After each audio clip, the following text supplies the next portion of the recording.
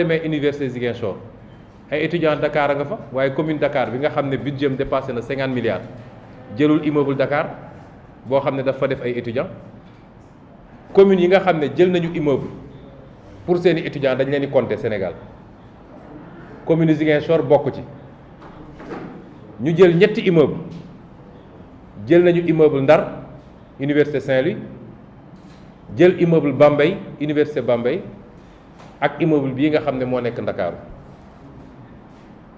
jamono jee étudiants yi nekk Thiès am na ñu ci contacté ba ñoo ngi doon xool naka la ñuy def ñoom it ba jàppale leen kon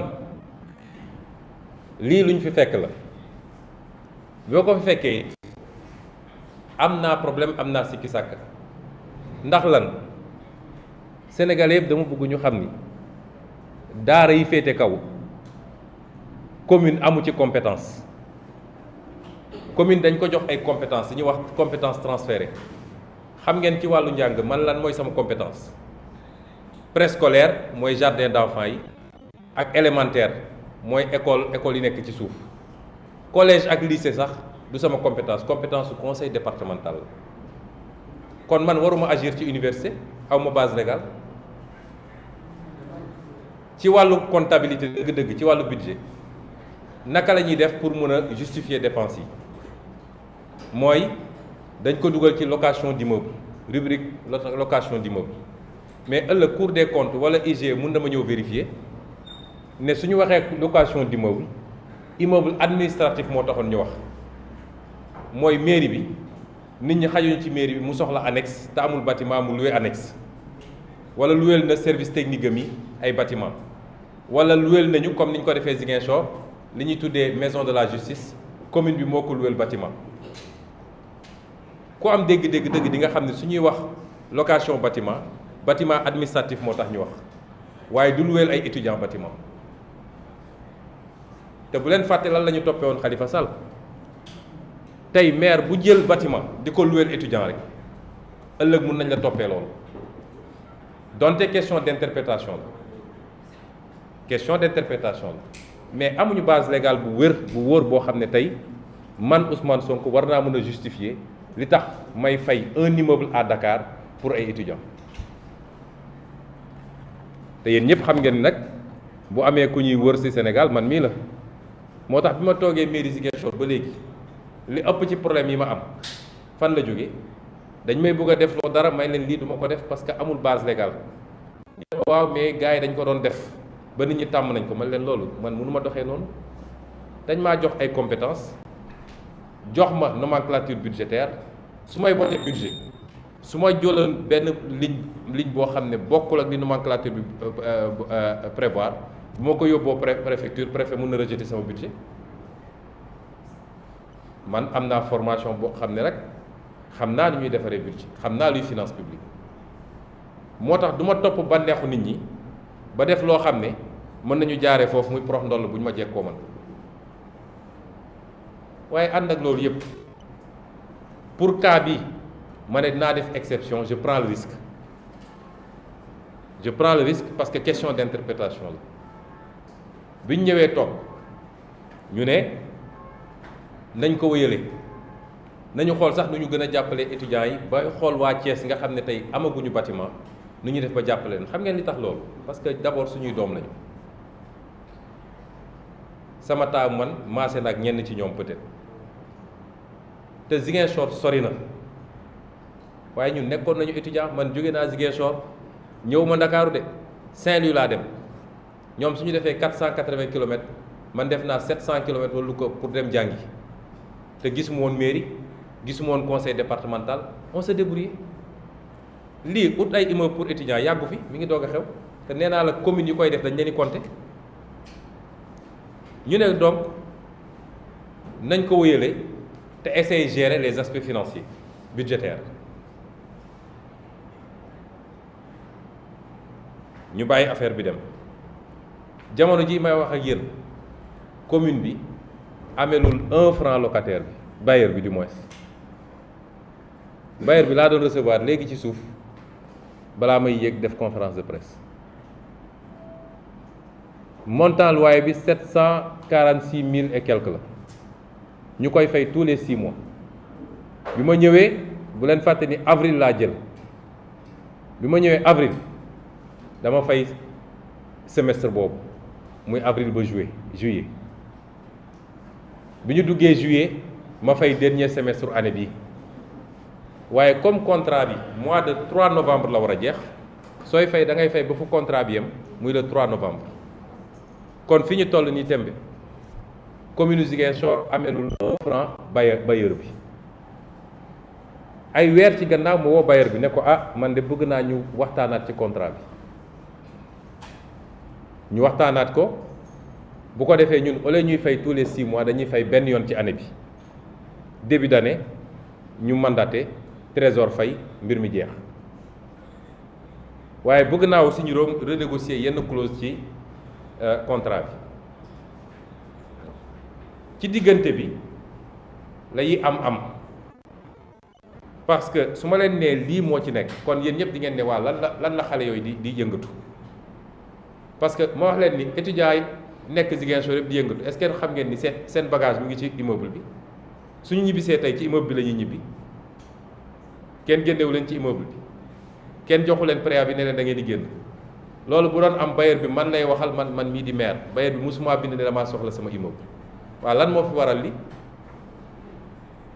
kon kenn ku ne ci yéen war na poser wu la question naam bi ñu am commencé def seeni programme ak seeni politique laa leen ne bu ngeen ko continuer contrat bi dama koy annuler bi ñu commencé def seen yëfu politique te dinaa ci dellu si laa leen ne yem leen wala contrat bi dinaa ko annuler te dara duma ci fekk parce que du obligation ci mairie bi risque la sax bu ñuy jël ñun waaye nag koy jëlal risque mu ay politiciens nekk ci gannaawam di ko manipuler loolu bëgg a doon problème buñ ci tollee ma annuler lan mooy problème bi ma wax leen ko tey bi ma toogee mois d'avril ñu def ñaari weer étudiants yi dañu ne dañ maa bëgg a gis ma dalal leen mairie bi ñëwee ñu ne ma ah ñun daal dañoo bëgg mairie bi rembourser ñu 5 millions man leen rembourser waaw 5 millions yi fan la jóge ñu ne ma waaw parce que Ablaye Baldé bi muy mujjee fii weer yu mujj yi dafa amoon jafe-jafe pour fay mairie bi fayuloon ñu dem ba porté propriétaire bi commencé di rouspété ca la ñu jóg dem gisi Doudou Ka mu ne le ah kon dinaa leen jàppale moom moo fay 5 millions ya waaye nag ñun dañoo jàpp ni léegi mairie bi daf ñoo war a rembourser 5 millions yooyu ma leen ah loolu de moom dina doy waar ndax yow ku la doon dimbali weer wu ne mu fayal la loyer yow ak sa njaboot ba jamono ñëw mu toog ñaari weer ñetti weer loxoom jotul gannaaw beneen waay romb la yërëm la ñëw fayal la loyer bi boo dee gor doo dellu caat ci kële ne ko remboursé ma muy benn ñaareel bi mooy ñun suñuy procédure mayuma man may génne xaalis di ko jox ay nit ñu dem dépense bu nekk il faut ñu justifier ko pour ma wax trésorier payeur ne ko fayal il faut ma ne ko contrat bii la ñu war a fay te xaalis bi du génn ñu koy joxe ci loxoog loxo man ma nekkee Ziguinchor ba léegi xaalis duñ ko génne di ko joxe loxoog loxo ku ñuy jox dañuy mandaté dépense bi nga dem trésor fay waaye xam ngeen ni RPM receveur percepteur municipal balaa muy fay il faut nga jox ko ay pièces justificatives yu leer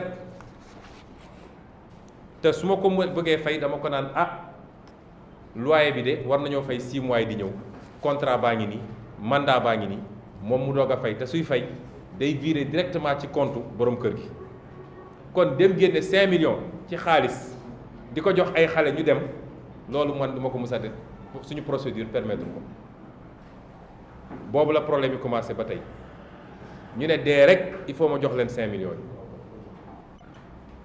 yi ñu ne dañuy jënd ay lits superposés may leen dem leen ngeen andil ma devis lits superposés yi lu ci mairie bi mën pour jàppale leen ñu jàppale leen ngeen jënd mun naa ko dugal ci dépense sociale waaye jox leen 5 millions ngeen dem loolu de tànk maa ngi fi du am ndax bis ma ko defee yoon dal sama kaw boobu la ñu commencé andi seeni problème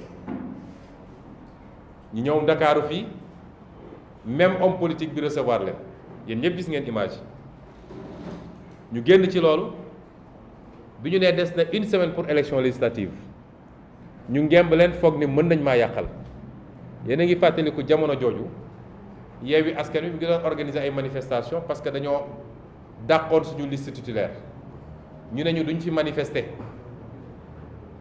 dóor ñu fii ay lacrymogène barey fi ñaari nit kenn ki Ziguinchor kenn ki Bignona pourtant jamono jooju lañ leen ubbil ñoom fii buntu université ñu ne dañuy manifester fii ci rond-point université bi nga xam ni nguur gi moo nekk seen gannaaw foogoon ni loolu mun na impacter ci Ziguinchor ba waa Ziguinchor ne ah kii de est-ce que war nañ koo woteel waaye bi résultat yi ñëwee gis ngeen ko mbir mi continuer noonu ñu continuer di réclamer mbir mi bi ñu nee dañu war a rencontrer samay conseil ne ma ah xale yi de ñi ngi Ziguinchor ne nañ dañu bëgg ñu rencontrer may leen ah vous pouvez les recevoir bi ñu demee conseil dañ leen ne tooñ ngeen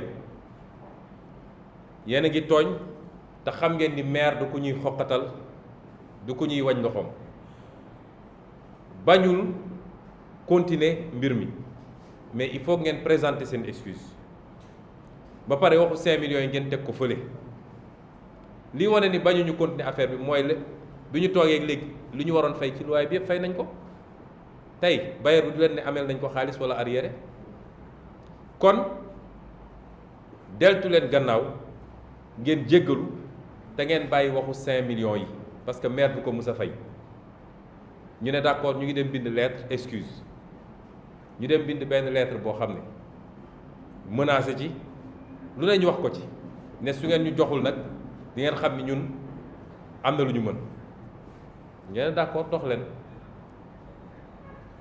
loolu mooy principal problème bi manipulation politique bi ci nekk nag li koy firndeel ñaar ba ñett la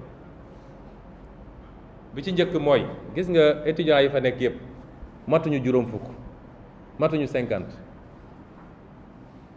waaye état bi moo leen di encadré démb bi ñu demee ne dañuy génne lycée ba ñu ngi fekk benn camion policier ci buntu lycée ba fekk policiers yi toog ci seen kaw camion bougé wuñu fa ñoo leen bàyyi ñu dem ne dañuy génne waa lycée bi jógee foofu doxaat 3 kilomètres ci beneen école bu nekk Suku Papa yi génne waa xale yooyu nekk foofu ne dañuy dem def concert de casserole dëkk ci buntu mairie ba romb préfecture romb fépp moo ne gannaaw barki démb préfet dafa woo Bassirou Koli nga xam ne kenn sama conseil la ne xale yi wax naa leen bu ñu génnee ñoom ñëpp ma déféré leen parce que du ñu nangu trouble à l'ordre public waaye ñëw nañ ma gis nee nañu dañoo bëgg médiation préfet moomu démb mi ngi woon Ziguinchor ñaata nit ñoo génn dañuy manifester foofu ñu dóor leen baru fetal li ci mujjee mooy Abdallah Diatta mi ñu rey Bignona ci mois de juin bi passé ak nu mu tudd Goudiaby Idrissa Goudiaby mi nga xam ne moom it biir Ziguinchor lañ ko dóoree bal ci ay manifestation naka la lu mat juróom fukki nit ñëw Ziguinchor mën a tegle ñeenti fan di doxantu biir Ziguinchor naan dañuy taal ay pneu dañuy génn ay nit police a ngi fi gendarmerie ngi fi préfet ngi toog bureau ñu leen di seetaan ñu def ñoom sax ñoo leen di encadré te li gën a garaaw mooy ñun yëg nañ ni jël nañu ay nit infiltré leen ay militants ak ay nervi ay milices yoo xam ne ñun ñëpp xam ne ci kan la bokk Ziguinchor rek ngay gis homme politique bu ñëw jël téléphone am di woo commandant di ko jox ay ordre homme politique pouvoir bi Ziguinchor rek ngay gis homme politique andi ay milices ñu yor ay grenades lacrymogènes ay milices laa wax de privé ñu yor ay grenades lacrymogènes di ko dóor nit ñi Ziguinchor rek la am na ñuñ ci dugal ñooñu ñoo fomenté seen coup ba jiital xale yi ñu naan dañuy dem lakk kër yaayu Ousmane Sonko Sénégal yëpp dégg nañ nee nañ dañuy dem taal sama kër yaay dañuy dem taal sama kër man te doo dégg préfet yëngu gouverneur du wax commissaire de police du wax commandant de brigade du wax ñoom daal sax ñoo leen di encadrer ñu dem def li ñuy def demaat toog jàpp seen ñàmbur. li Macky Sall di waajal ci Ziguinchor 2019 ba léegi mi ngi ci bu ngeen gisee man su may dem Ziguinchor ci laay gën a yokk sama sécurité parce que projet attentat yeeg projet def lu bon Ousmane Sonko yëpp physiquement ñoo ngi koy dëxëñ Ziguinchor bu ko defee ñu ne ci ay mbokkam la ñoom ak ñoom la lii moo ragal loon Sénégalais yu bëri ba tax li ñuy wax élection locale ñu bëri dañ maa ñaanoon ne ma bul dugg ci affaire mairie nañu préparer 2024 waaye ku bëgg sa réew da ngay bëgg sa dëkk mënoo bëgg Sénégal te yow fa nga soxe ko doo ko bëgg. ma jàpp ni nag dafa am mission bu ñu waroon dox Ziguinchor te loolu waa Ziguinchor yëpp a ngi koy gis bis bu ne ngeen gis reportage yi Ziguinchor ci diir bu gàtt liggéey nañ fa loo xam ne àdduna yëpp gis na ko te commencé guñu sax liggéey bi ñuy liggéey Ziguinchor. lan mooy nag seen objectif ñoom moo tax ma ne Sénégal yëpp laay waxal rawatina ndaw ñi ñoom xam nañ ni ndaw ñi seen xol téeméeri ndaw yoo jël juróom-ñett fukk yi boo ubbi woon seen xol léegi Ousmane Sonko ko fay fekk ñu ne kon il faut ñu fexe ba créer problème entre Ousmane ak ndaw ñi ba ndaw ñi commencé ne ah kii daal moom affaire am leerul kii de mi ngi métital ay ndaw comme ñun rawatina nag yéen étudiants yi may waxal. waaye xam naa kenn mënu leen manipuler yow étudiant bi nekk Assane Seck Ziguinchor saa yoo buggee manifester buntu université sax duñ la bàyyi nga génn dinañ la dóor lacrymogène jàpp ñu bëri jee ci yéen dem tëji yow étudiant bi nekk université Dakar wala université Saint-Louis wala feneen boo génnee di ñaxtu parce que fay ñu la sa bourse te muy loo xam ne obligation la sa droit la wala ngay génn ñaxtu parce que njàng mi doy na waar wala leneen ñu duma la tëj la kaso. kii nga xam ne dañ ko doon dimbale kese du obligation gis nga tey ni ñu ko yombalee ba mu ne mi ngi dem manifester ngeen war a xam ni politique la amul benn rapport ci cofeel gi nga xam ne am nañ ko ci yéen kuy ndaw ci réew mi ngay étudiant ngay marchand ambulant ngay transporteur ngay ouvrier ak bu mu munti doon ak loo munti doon sportif yow xam nga ban yéene la ñu am ci yow xam nga ni li ñuy sonn ak li tax ñiy daj li ñuy daj ndaw ñi yéen a tax waaye ñun du suñu bopp kon man xam naa ni kenn mënu ma leen féewale ak yéen li tax ñu bugg leen jaxaseeg ñun nag mooy li ñuy dëgmal parce que ñëpp xam nañ ni réew mi fi ko Macky Sall bëgg a jëme kenn du ko nangu ñu ne nag comme ndaw ñi bu xeex jotee ñooy jóg xeex bu bañ jotee ñooy jóg bañ nañu fexe ba yàq seen diggante ak Ousmane Sonko loolu mooy manœuvre bi ñuy def nii moo wax leen ni lii amul benn rapport ak ndaw ñi te it bëri na ñoo xam ne ñu ngi may woo naan ma bul def bras de fer ak ñoom ñeeg nii gis nga Sénégal ba bokk na ci li ko yàq mooy maslaha bu ëpp ñun dañoo déglanteeg yéen ni dañoo ñëw pour soppi réew mi soppi réew mi nag mooy su la yàlla jiitale na nga naxante na nga oyof na nga waxtaan na nga ñeewantal waaye bu décision jotee ci loo xam ne leer na ne lii luy defar la na nga am poigne bi nga war a am nga jël décision moo tax lii mënuñu cee topp ñii li ñu bëgg a def yéen ndaw yi ñu bëgg a boole ñun jaarale ko ci groupuscule ndaw yéen a war répondre ci lii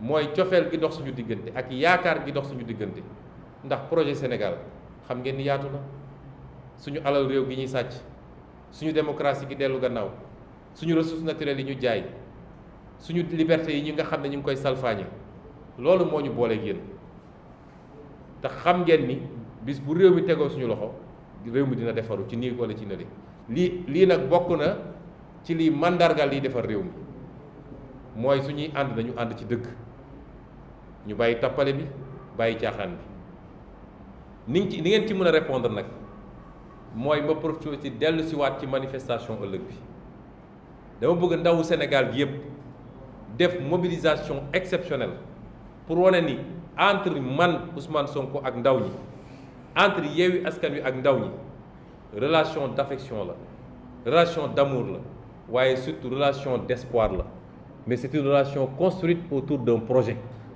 c'est pas construit autour d'un homme. li tax nag ma ne du ma séddee moo tax mooy boo ko nangoo ci lii xamal ni yeneen ak yeneen a ngi ñëw yoo xam ne li muy yàq dafay gën a bëri parce que pratique yi dafa yàgg, pratique gu chantage, pratique gu homme politique bu jël ay ndaw dajale leen di leen defloo. may wax nag waa Ziguinchor, jeunes yi nekk Ziguinchor, jeunes yi nekk ci lycée bi bu leen kenn manipuler, ça c'est pas votre combat. jeunes yi nekk ci collège bu leen kenn manipuler, ça c'est pas votre combat. yéen xam ngeen yéene gi ma am ci yéen, xam ngeen li ñuy liggéey Ziguinchor, ma yaatal ko ci waa Ziguinchor yëpp. man balaa may nekk candidat Ziguinchor dama ñëw Ziguinchor def référendum ne leen dama am samay condition, man rek maa ko def, man ne dama am samay condition pour nekk candidat, lii ak lii ak lii. meeting boobu ñu defoon place Bembeya ñëpp jógandoo ne d'accord nañu say condition. ma am lu ma diglanteeg yéen, am liggéey bu ma sumb Ziguinchor te laajuma leen dara.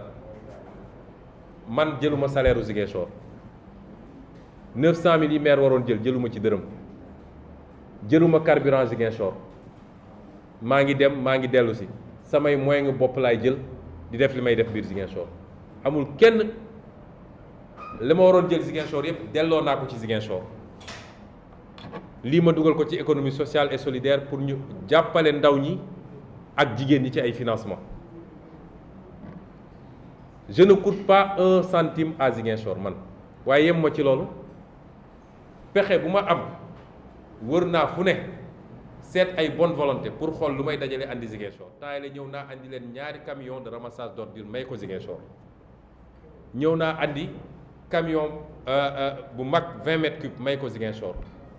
ñëw naa andi pondeuse à pavé pour ñu mën a defar suñuy pavé ñun suñu bopp di ko def, di defar suñuy tali may ko Ziguinchor. ñëw naa fekk service technique amul matériel, ma ñëw jënd lu mat 10 millions ci matériel fii ñëw andi ko pour nit ñi mën a liggéey. li ma dugalagum yëpp ci Ziguinchor soo ko doon xayma ay dizaines de millions la, te soxla woon naa ko ci sama bopp.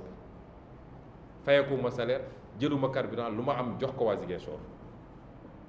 ban maire mooy def loolu fii? nañ ma ci limal ñett.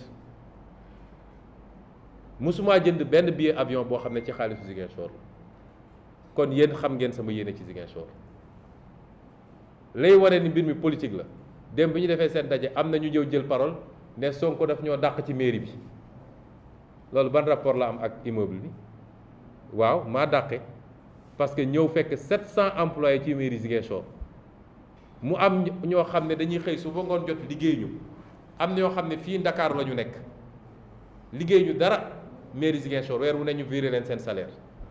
loolu jaadu na ma wàññi ba mu tolloog li ñu soxla ci mairie bi. defuma ko par soxor, defuma ko parce que waaye dafa am loo xam ne Sénégal il faut mu jeex. nit nu mu mun a nekkee fii ñu yóbbu ko ci siège parti jàmbur Ziguinchor di ko fay salaire, loolu jaadu na. nit nu mu nekkee Mbour wala Kaolack di def leneen mais militant la, ñu jël ko di ko fay salaire. man maa wàññi te wàññi gi jeexagul. lépp loo xam ne amul rapport ak mairie Ziguinchor mënu cee fay ay salaire yooyu ma dajale noonu moom laa réorienté ci yeneen. moo tax budget bi boo ko seetee ren budget bi salaire yi ak fonctionnement bi moo doon jël 83%, investissement bi di jël 17%. ren jii salaire yi 40, fonctionnement bi 40% la, investissement bi yóbbu naa ko ba 60%. loolu mooy tax ma defar école yi, mooy tax ma defar poste de santé yi, moo tax ma defar télé yi, moo tax programme yi ngeen gis yëpp Ziguinchor. waaye suñ jëloon xaalis boobu yëpp di ko jox ay nit yoo xam ne liggéeyuñu amaluñu njëriñ Ziguinchor. kon loolu dem jaxasoo ak étudiants yi, xam ngeen ni loolu politique la, amatul benn rapport ak li ñuy wax nii. lii moo tax may leen du ma dellu gannaaw ci li may jëf. démb jël naa huissier jox naa ko ne ko na signifier propriétaire bi ne ko à partir du 30 janvier j'arrête le contrat. 30 janvier j'arrête le contrat man kenn du ma napp kenn du ma noggatu na leen état nag yóbbu encadré leen ñu dem taal Ziguinchor suñu bëggee bu dee mën nañ ko waaye 30 janvier mairie bi dootul fay contrat location immeuble étudiants yi nekk Ziguinchor bu leen locataire bi génne ba pare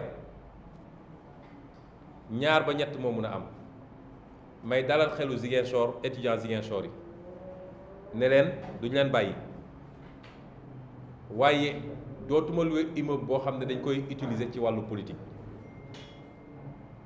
bu ñu génnee dinaa signer beneen contrat bu bees ak borom kër gi bu dee nangu na ko bu ko nangul dinaa jël beneen immeuble bu bokkul ak boobu waaye immeuble bi may jël étudiants yi dootuñu ko gérer mairie Ziguinchor moo koy gérer dinaa fa teg un gérant boo xam ne c'est un salarié de la mairie de Ziguinchor commission sociale mairie Ziguinchor bi moom mooy superviser nu muy doxee étudiant boo xam ne nekk nga ci jafe-jafe soo ñëwee déposer sa dossier social ñu càmbar ko ba mu leer ni méngoo nag li ñu soxla ñu dugal la ci immeuble bi waaye balaa ngay dugg di nga signer benn charte mooy immeuble bi tere nañ fa lépp loo xam ne dañ koy jëmale ci mbirum politique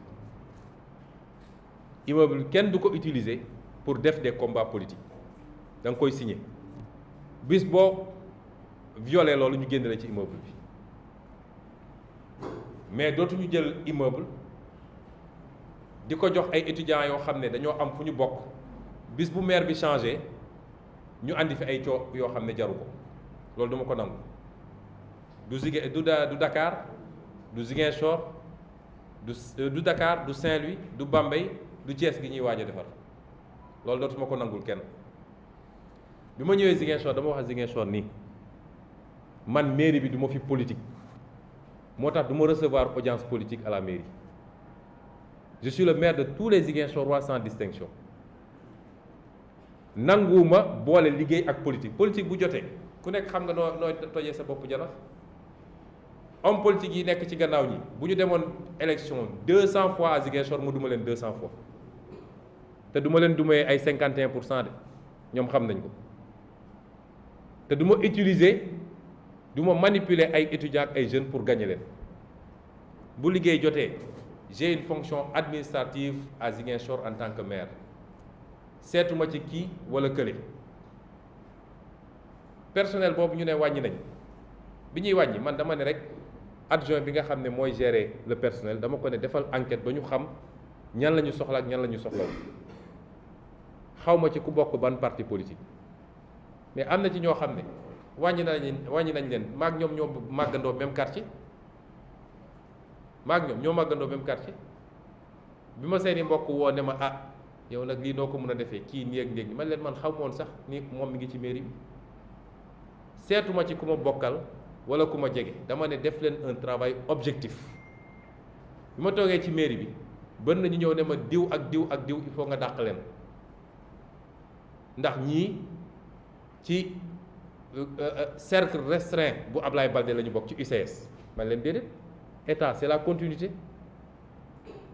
tant que ñi ngi def seen liggéey ni ñu ko war a defee am nañu droit nag am seen politique bu ñu génnee ci biti UCS la ñu bokk APR la ñu bokk sama yoon new ci mais fii suñu nekkee ci biir mairie bi c'est des agents ils n'ont qu'à faire leur travail correctement man awma problème ak ñoom man lii mooy sama gis-gis moo tax dafa am yoo xam ne duma ko nangu huissier bi wax naa ko tey woo naa borom kër gi ñëw na fii yéegal naa ko na ko signifier ni fin janvier je ne paye plus le loyer et on va reprendre en main cet immeuble génne ci lépp loo xam ne politique la ba nga xam ne vocation sociale bi taxoon ñu jël ko ci loolu la yem lii laa bëggoon waxtaan ak sénégalais yi ñu xam ni mbirum politique la te liñ ci jublu mooy dégg naa sax ñenn naan commerçant yi nee nañ dañuy def concert casserole sax bi ma jokkee ak commerçant yi ñu ne ñun de yéen nañu ko yéegal waaye mun nañu manipuler ñeneen bi ma ñëwee lii Ziguinchor dama sumb liggéey acteurs yëpp ma woo leen ne leen am na loo xam ne mënatul wéy am na loo xam ne kuy liggéey di nga fay dara xam nga lan la ñuy fayeeku ñenn ñi 100 francs par jour muy 3000 francs à la fin du mois xale yi dawar Jakarta 100 francs lañ leen fayeeku par jour lu mu tuuti nañu verser ñoom 3000 francs par mois xanaa kay kon benn jour lañ leen laaj tailleur yeeg ñoom seen ñu laaj leen ko ñoom ñëpp receveur bi woo leen waxtaan ak ñoom ñu ne d'accord nañu fay boobu ba léegi ñi ngi fay waaye am na ay benn yoo xam ne nee nañ ñoom d'accord ñu mais est-ce que jaadu na nga nekk cim réew di liggéey bis bu ne nga ne tali bu baax laa bëgg bis bu ne nga ne poste de santé bu baax laa bëgg mais loolu fu muy jóge ci poche Ousmane Sonko déedéet kon liggéey bi ñu commencé dinañ ko wéyale te bu soobee yàlla Ziguinchor dina soppiku ba àdduna yëpp xam ni soppiku na parce que mission boobu lañ jox suñu bopp noonu lañ ko amee yéene ci Sénégal bu dee yàlla dénk nañu ko mooy liggéey rek te teg ko ci dëgg ndax lii ñu commencé Ziguinchor réew bu développé foofu la jaar jub ak jubal kenn ku ne xam ni sama loxo dafa war a dugg ci mbir mi pour mu baax waaye dërëm gu ne na dellu ci citoyen yi du ngeen mës a toog Ziguinchor ba dégg ni problème bi am na ci am na loo xam ne maa ngi koy def semaine bi mooy damay saisir justice lan moo ko andi mooy ay njuuj njaaj yi nga xam ne gis nañ ni am na ci ay pàcc lu mel ni état civil bi yàgg naa ko wax bi ma toogee daa leen ne ay waxu randal xaalis bugguma ko fee dégg ay waxu ut ay circuit parallèle bugguma ko fee dégg bis bu ma ko déggee damay jël dossier bi jébbal ko justice même su dee 5000 francs la parce que ñun Sénégal il faut ñu jël habitude ni alalu mbooloo ba ko fa la tudd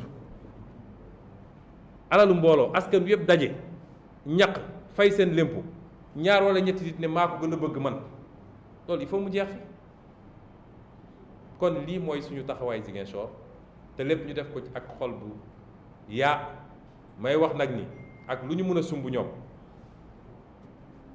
liy pexe Macky Sall ak ñi mu àndal mooy fexe ba ay affrontement am Ziguinchor diggante waa Ziguinchor ndax ku xam Ziguinchor xam ni maa fa ëpp ci ndaw ñi fuuf Ziguinchor la ma fa am ci ndaw kenn amul 1/10 bi te tey su ma libéré woon suñuy ndaw njaaxum mun na am barki dem bi ma waxee ak ñoom dama leen ne bu leen fa bouger bu leen fa jege fii léegi nag dépassé wuñu limite bi buñ ñëwoon tey ne dañuy dal ci mairie bi police taxaw di seetaan régler leen cas bi buñ ne dañuy attaqué kër jàmbur régler leen cas bi waaye lu weesu loolu mbedd bi moom mbedd buur la bu dee préfet yoonam newu ci gouverneur yoonam newu ci yéen seen yoon bu mu ci nekk école bi école buur la bu dee bëgg mën nañu déloger lycée yépp ne jàng du am nañu def année blanche Ziguinchor ñu xool ndax Sénégal day taxaw wala day wëy ak ñu xool ndax man dina ma delluloo gannaaw du ma ci dellu lu toll ni tarfata yéen lii laa bëggoon waxtaan ak yéen ñu ngi leen di gërëm di leen sant asalaamaaleykum. Je vais faire un petit résumé en français puisqu'on nous le demande. Nous avons convoqué ce point de presse pour apporter quelques clarifications sur une situation qui semble être une situation locale, mais qui en réalité est une situation nationale. Vous savez très bien que je suis maire d'une commune qui s'appelle Ziguinchor, mais en même temps, je suis un leader politique d'envergure nationale avec des prétentions que tout le monde connaît.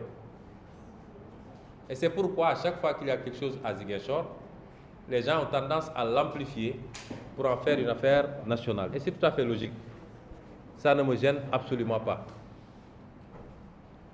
J'essaie tant bien que mal d'allier mes responsabilités locales en tant que maire de Ziguinchor avec mes responsabilités nationales de président d'un parti politique qui est devenu ce qu'il est devenu par la grâce de Dieu, mais également mes responsabilités nationales en tant que candidat à une élection présidentielle, s'il plaît à Dieu, dans 13 mois exactement. C'est pourquoi je suis fréquent à Ziguinchor pour superviser le travail.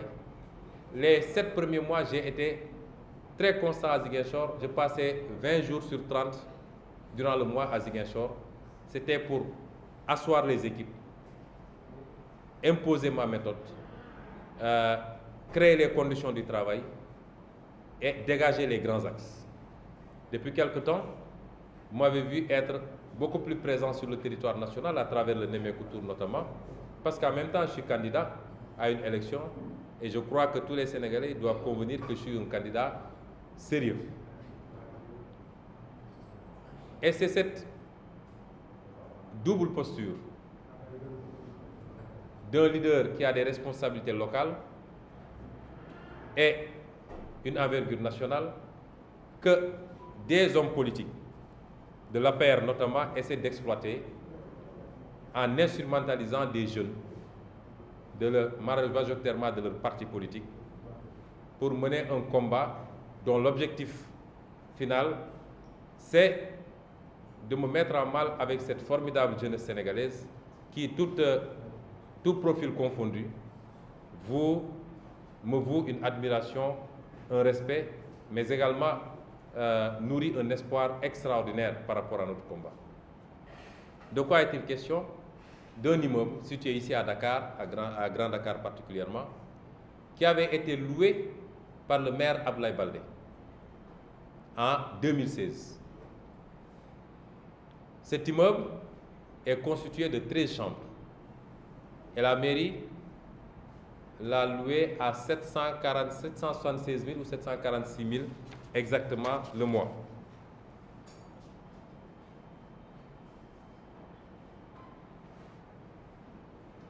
La mairie l'a loué à 776 000 le mois, mais doit faire des paiements tous les 6 mois, soit un montant de 4 656 000 tous les 6 mois.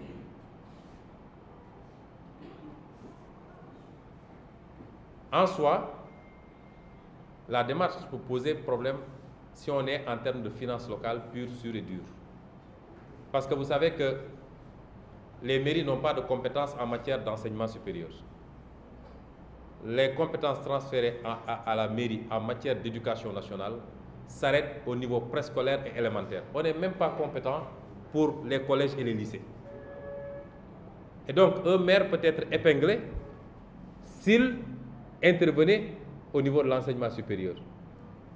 Et rappelez-vous que Khalifa Sall a eu tous les démêlés qu'il a eu parce que simplement on l'a accusé d'avoir fait des dépenses qui sortaient du cadre de ses compétences en tant que maire. À tort d'ailleurs. Et donc, depuis que je suis à la mairie de Ziguinchor, je me suis obligé une discipline budgétaire et financière. À chaque fois qu'on m'a soumis des dépenses qui ne me semblaient pas relever de nos compétences et qui ne pouvaient pas être rattachées à une ligne budgétaire, j'ai refusé de le faire. Souvent, ça crée des problèmes parce qu'on me dit « oui, c'était des pratiques qui étaient là, etc. » Ou alors, quand on me parle de procédures qui permettent d'accélérer les choses, mais qui ne sont pas conformes. Je donne un exemple très simple. On peut dire « non, commandons beaucoup de produits alimentaires chez tel commerçant, etc. » Et après, on récupère l'argent en bas. Ou alors, en matière de carburant. J'ai dit « non, je ne le fais pas. » Quelquefois, ça nous a fait perdre des événements même. Quelquefois, j'ai dit, respectons la procédure, on fait le mandatement, etc. Mais, par exemple, lors de la Tabaski, malheureusement, le père n'a pu payer qu'après la Tabaski. Je préfère cela plutôt que de verser dans l'illégalité. Et cette dépense-là, même si c'est une question d'interprétation, parce que pour la justifier, qu'est-ce que nous avons fait? Nous l'avons inscrit dans la rubrique, comment ça s'appelle encore? Location d'immeubles. Mais tout le monde sait que quand on permet aux mairies de louer des immeubles, on parle d'immeubles administratifs. Une mairie peut avoir du mal à loger tout son personnel, il loue une annexe pour loger ce personnel. Une mairie peut avoir du mal à loger un poste de santé quelque part, il loue un immeuble pour y mettre un poste de santé. À Ziguinchor, il y a des immeubles qu'on a loués, par exemple, la maison de la justice, on l'a loué pour y loger un service administratif. Mais, ce n'est pas forcément venir louer à Dakar un immeuble pour des étudiants, alors que nous n'avons pas de compétences en matière d'enseignement supérieur. Souvent, certains maires, je ne dis pas que c'est le cas d'Abdoulaye Baldé, mais beaucoup de maires le faisaient, pour des raisons strictement politiques. Et j'ajouterai, on est plus de 550 et quelques communes. Combien de communes ont loué aujourd'hui des immeubles pour leurs étudiants? Vous les compterez sur le doigt de la main. Dans la région de Ziguinchor, la commune de Bignona est une grande commune qui a des centaines d'étudiants ici. Elle n'a pas loué un immeuble pour ses étudiants. Les étudiants s'étaient cotisés pour louer un immeuble et ils ont sollicité la mairie qui a dit qu'elle n'a pas les moyens de soutenir cela. Finalement, les étudiants ont dû rendre l'immeuble parce qu'ils ne peuvent pas. Et je précise que dans cet immeuble-là, on m'a signalé qu'il y a des étudiants qui ne sont pas de la commune de Ziguinchor, qui y logent, qui peuvent être de Bignona ou d'Oussouye. Par tolérance, on les laisse. La ville de Dakar pèse plus de 50 milliards. Il y a des centaines d'étudiants originaires de Dakar qui sont à Ziguinchor. Mais la ville de Dakar n'a pas loué un immeuble pour les étudiants de Dakar. C'est vous donner un aperçu de la situation telle qu'elle est. Et c'est ça le drame. Quelquefois, vous voulez bien faire et c'est ça qui vous rattrape après. Nous n'avons aucune obligation de chercher un immeuble. Et pourtant, on en a 3. On s'apprêtait même pour les étudiants de Thiès à les aider. Parce que Ziguinchor est très éloigné et quelquefois, c'est nos fils, c'est nos filles, c'est nos enfants, ils vivent des situations dramatiques ici.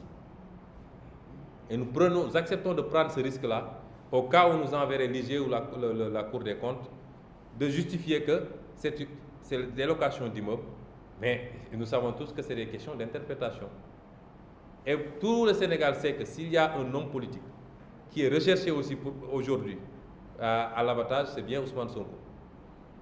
Et j'ai accepté malgré tout, parce que j'ai beaucoup de compassion pour nos enfants, de poursuivre la location de ces immeubles-là. Quand je suis arrivé, j'ai appelé immédiatement le bailleur et je lui ai dit il faut qu'on discute pour voir comment renouveler même le contrat. Et au lieu de le faire pour chaque année, de le faire pour tous les 2 ans. Au lieu de payer tous les 6 mois, on engage une fois dans l'année. Donc j'avais commencé moi-même à essayer de parfaire. Parce que dans leur argumentaire, ils parlent de renouvellement. Ça, j'ai oublié de le dire dans la version Wolof. Mais le contrat, il est là, je le rendrai public. Le contrat a été signé le 3 novembre 2016 par M. Ablaye Baldé. Du 3 novembre 2016. Et le contrat avait dit, je vais vous dire, qu'est-ce que le contrat a dit? La durée du présent contrat est de 1 an, renouvelable d'accord parti. C'est du français et c'est du droit. Renouvelable d'accord parti. Il y a 2 possibilités. Soit on dit renouvelable par tacite reconduction ou d'accord parti. Ici, on n'a pas dit tacite reconduction. Ça veut dire que chaque année, le contrat aurait dû être renégocié et resigné entre les parties. Ablaye Baldé n'a pas renouvelé en 2017, 2018, 2019, 2020, 2021. Ces étudiants ne sont jamais sortis pour parler de renouvellement. Moi, j'arrive en 2022. Le contrat vient d'arriver à expiration. Ils disent qu'ils sortent occuper les rues pour renouvellement du contrat. Ils étaient où ces 5 dernières années? Quand Ablaye Baldé, vous voyez, ça c'est le contrat initial 2016. Il n'y a jamais eu un autre contrat de renouvellement. De 2016 à aujourd'hui. Donc s'ils parlent de renouvellement, vous savez qu'ils racontent des histoires. Deuxièmement, ils disent que la mairie ne leur a pas donné leur subvention. La mairie ne leur avait jamais donné de subvention dans le passé. Jamais. Pas plus tard ce matin, j'ai vérifié avec le comptable et avec l'ancien SG qui était là avec M. Ablaye Baldé. La mairie n'a jamais octroyé de subvention. Elle se limitait à payer les loyers. Donc, d'où vient cette histoire de subvention? C'est vous dire donc que il y a beaucoup, quand j'explique ça, tous les Sénégalais doivent dire, mais finalement, où est le problème? Je vais vous dire où est le problème. Quand je me suis installé au mois d'avril, au mois de mai, ces étudiants ont demandé une audience que je leur ai accordée dans mon bureau. Ils sont venus me dire que la mairie doit leur rembourser 5 millions. J'ai dit 5 millions, pourquoi? Ils me disent, oui, Ablaye Baldé était resté pendant quelques temps, la mairie n'avait pas pu payer les loyers. Et le locataire commençait à s'impatienter. Nous sommes allés voir Doudouka qui nous a donné 5 millions. Et on a payé. Maintenant, on veut que la mairie nous rembourse ces 5 millions. Je leur ai dit, mais jamais. Jamais. La mairie n'était déjà pas tenue de faire ce qu'elle fait. Si Baldé dit que la mairie était dans des difficultés, ce qui est vrai, parce que moi, quand je prenais la mairie, je n'ai pas trouvé d'argent. Il y avait beaucoup de problèmes. Même l'eau de la mairie était coupée. Et la mairie devait 80 millions, rien qu'à la Sénégalaise des eaux, je crois, ou SDE. Je lui dis, mais si la mairie avait des difficultés, elle ne peut pas payer. Si quelqu'un vous aidait à payer votre loyer, ou si quelqu'un vous aidait à acheter vos ordonnances,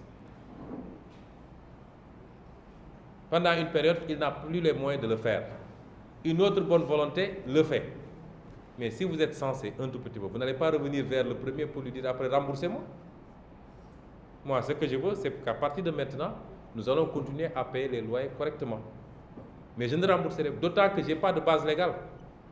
Parce que toute dépense doit être justifiée. Pour sortir de l'argent, il faut que je mandate et que je donne les pièces justificatives au receveur payeur municipal. Vous croyez que je peux dire à un receveur, je dois rembourser à des étudiants, donne-moi 5 millions? Non. Pour ce loyer-là, qu'est-ce qu'on fait? À chaque échéance, on mandate, le payeur a le contrat et il vire directement l'argent dans le compte du bailleur. Ce n'est pas de l'argent qu'on sort comme ça pour donner distribuer à gauche à droite.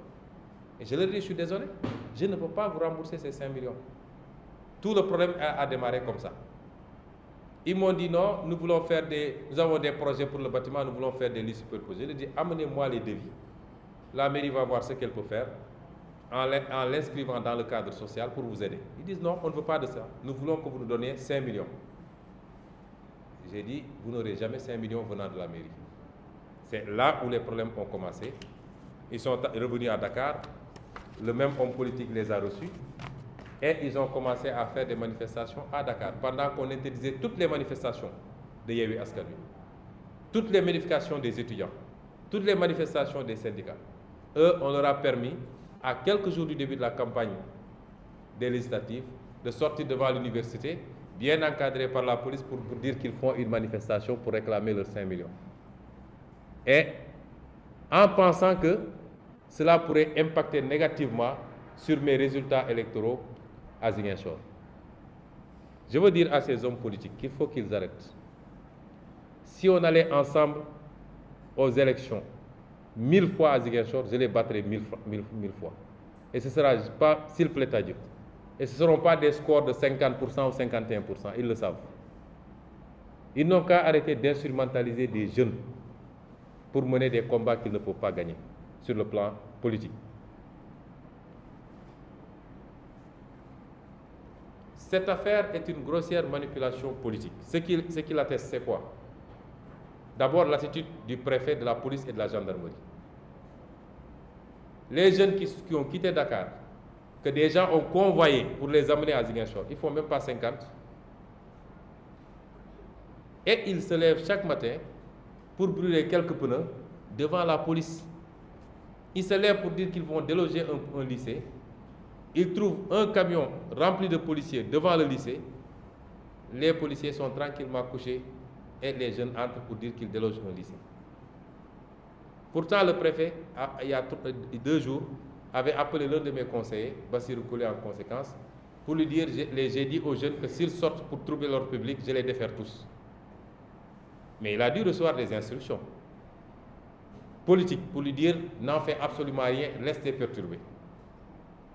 Ce qui montre que c'est politique, c'est que des gens sont allés se greffer là-dedans, ils ont pris la parole hier pour dire que nous, Sonko nous a limogés, nous a renvoyés de la mairie, nous étions là en train de travailler. Ça a quel rapport avec un problème des étudiants? Oui, je les ai renvoyés et j'assume. Parce qu'ils ne servaient pas la mairie. J'ai trouvé presque 700 employés pour une mairie d'une commune comme Ziguinchor. Et beaucoup d'entre eux étaient grassement payés sans rien faire. Certains étaient des griots du maire, d'autres étaient ici dans des sièges, d'autres étaient ailleurs dans le Sénégal, et chaque mois ils recevaient le salaire. C'est inadmissible. Parmi ceux qui étaient là-bas, il y avait des doublons. Pour un poste, vous trouvez 3 personnes. Il y en a un qui travaille, les 2 autres ne font rien. J'ai décidé de reprendre en main et de gérer correctement cette mairie. Et c'est ces réajustements-là qui nous ont permis d'inverser la tendance. J'ai ponctionné partout. Je l'ai dit et je le redis. Nous avons trouvé un budget dont plus de 80% allaient au fonctionnement. Si vous faites 80% de budget dans le fonctionnement, qu'est-ce qui reste pour l'investissement? Avec quoi vous allez clôturer les écoles? Avec quoi vous allez doter les postes de santé? Avec quoi vous allez faire des pavés? Avec quoi vous allez faire l'électrification? Avec quoi vous allez aménager des espaces publics? Vous n'avez rien. C'est des politiciens qui se partagent. Vous prenez des militants, et chacun vous lui donnez, et il va dans son quartier pour faire de la politique pour vous. Et on a changé ça. En 7 mois, aujourd'hui, on a voté un budget dont les 60 et quelques pourcents vont à l'investissement et seulement 40% vont au fonctionnement. Et ça nous laisse de la marge pour faire le programme que nous avons entamé pour les écoles, pour les postes de santé, pour le pavage de la ville, pour l'aménagement d'espaces publics, pour l'éclairage public. Et nous allons continuer dans cette lancée-là. C'est vous dire que c'est strictement de la politique avec la complicité de l'administration territoriale, de la police, des forces de défense et de sécurité qui, à la limite même, poussent ce groupuscule de jeunes à faire ce qu'ils sont en train de faire. Et l'objectif recherché, c'est d'essayer de nous mettre en mal avec la jeunesse sénégalaise et avec le peuple même, parce qu'il y a des gens qui disent « Oui, mais Sonko, il ne faut pas qu'il fasse un bras de fer avec les jeunes. » Vous savez, nous avons une sociologie sénégalaise. L'objectif, c'est, Macky Sall lui-même sait qu'aujourd'hui, minimum 80% des jeunes sont avec nous. C'est pourquoi il retient les cartes d'électeurs des primo-inscrits, etc. Il sait que nous allons vers une année extrêmement difficile. Parce que ce qu'il veut faire dans ce pays, il sait que bien que les Sénégalais ne l'accepteront pas. Et il se dit, dans les manœuvres, il faut couper le lien filial affectif qu'il y a entre Ousmane Sonko et ces jeunes dont beaucoup sont prêts à beaucoup de choses pour lui. Et le message, c'est de vous dire à vous les jeunes, particulièrement les étudiants, que voyez le monsieur que vous défendez, le monsieur qui vous vend son projet, voyez ce qu'il fait contre des étudiants. C'est ça le message. Vous-même étudiants de Dakar, de Saint-Louis, de Ziguinchor, de Bambey, mais chaque jour vous vous levez pour revendiquer des droits. Ici, ce n'est pas un droit. Mais vous vous levez pour revendiquer des droits, mais on vous brime devant l'université chez Anta Diop. On vous brime à Ziguinchor. On vous tabasse, on vous met des grenades lacrymogènes. On vous tire même à balles réelles. On vous emprisonne. Et aujourd'hui, pour un groupuscule qui n'a pas raison, c'est l'État même qui l'encadre pour leur dire allez sortir les élèves, allez faire ceci, allez faire cela. C'est pourquoi je suis confiant que la manipulation ne passera pas, et vous le savez. Et la plus belle réponse ne peut venir que de vous, particulièrement vous les étudiants. Mais tous les jeunes, maçons, menuisiers, mécaniciens, tout ouvrier, journalistes, etc., la plus belle réponse ne peut venir que de vous. Et vous nous rendrez fiers si vous nous donnez cette réponse demain, en vous mobilisant massivement. La vraie jeunesse, cette jeunesse-là, qui a des convictions, qui croit au projet de changement structurel du pays, en vous mobilisant massivement demain à la manifestation contre les dérives de Macky Sall, les dérives financières, les dérives démocratiques, autocratiques, les dérives, comment dirais-je, par rapport à la vision et à la gestion du pays. La meilleure réponse est de montrer à Macky Sall que vous n'avez pas cette jeunesse. Ce n'est pas en manipulant quelques 2 pelés, 3 tondus à Ziguinchor que vous aurez ce que vous voulez. Et c'est pourquoi je veux parler également aux Ziguinchorois. Nous n'avons fait que 8 mois à la tête de la mairie de Ziguinchor. Et vous savez ce qu'on est en train de faire à Ziguinchor. Et je le fais bénévolement.